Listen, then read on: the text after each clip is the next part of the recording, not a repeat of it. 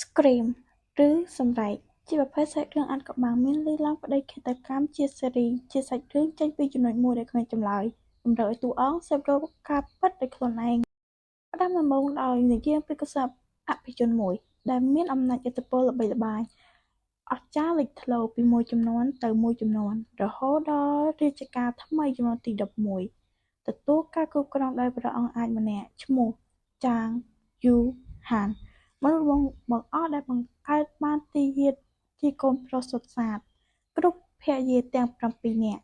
ដូច្នេះហើយ ការតេស្តសាកល្បងកូនប្រុសទាំងឡាយ ដើម្បីក្លាយជាអ្នកបន្តវេនត្រូវលើកជាប្រធានបទនៅទីយាតទាំង 7 ប្រមូលផ្តុំគ្នានៅសតវិមានពណ៌សលើកោះកណ្តាលមហាសាគរធំល្វឹងល្វើយ ដែលគ្រប់គ្នាហៅវាថា White House